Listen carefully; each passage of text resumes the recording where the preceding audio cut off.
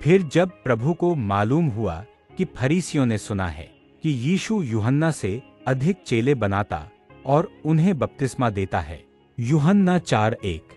यद्यपि यीशु आप नहीं वरन उसके चेले बपतिस्मा देते थे, पूर्णविराम। यूहन्ना 4:2। तब यहूदिया को छोड़कर फिर गलील को चला गया, यूहन्ना 4:3। और उसको सामरिया से होकर जाना अवश्य था, यूहन्ना 4:4। सो वह सूखार नाम सामरिया के एक नगर तक आया, जो उस भूमि के पास है जिसे याकूब ने अपने पुत्र यूसुफ को दिया था, यूहन्ना 4:5। और याकूब का कुआं भी वही था। सो यीशु मार्ग का थका हुआ उस कुएं पर यूं ही बैठ गया, और यह बात 6 घंटे के लगभग हुई, यूहन्ना 4:6। इतने में एक सामरी स्त्री जल भरने को आई। यीशु ने उससे कहा, मुझे पानी पिला, यूहन्ना 4:7। क्योंकि उसके चेले तो नगर में भोजन मोल लेने को गए थे, यूहन्ना 4:8। उस सामरी स्त्री ने उससे कहा, तू यहूदी होकर मुझ सामरी स्त्री से पानी क्यों मांगता है? क्योंकि यहूदी सामरियों के साथ किसी प्रकार का व्यवहार नहीं रखते, पूर्णविराम। यूहन्ना 4:9।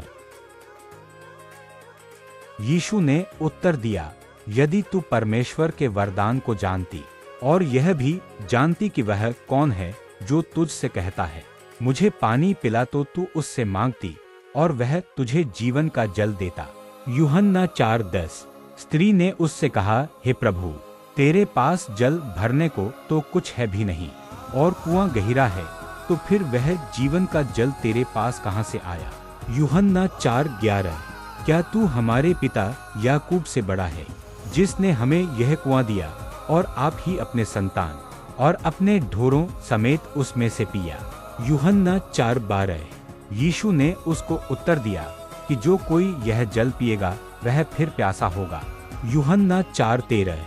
परंतु जो कोई उस जल में से पिएगा जो मैं उसे दूंगा, वह फिर अनंतकाल तक प्यासा न होगा, वरन जो जल मैं उसे दूंगा वह उसमें एक सोता बन जाएगा, जो अनंत जीवन के लिए उमड़ता रहेगा, यूहन्ना 4:14। स्त्री ने उससे कहा, हे प्रभु, वह जल मुझे दे ताकि मैं प्यासी न हूँ और न जल भरने को इतनी दूर आऊं, यूहन्ना 4:15। यीशु ने उससे कहा, जा अपने पति को यहाँ बुला ला, यूहन्ना 4:16। स्त्री ने उत्तर दिया कि मैं बिना पति की हूँ।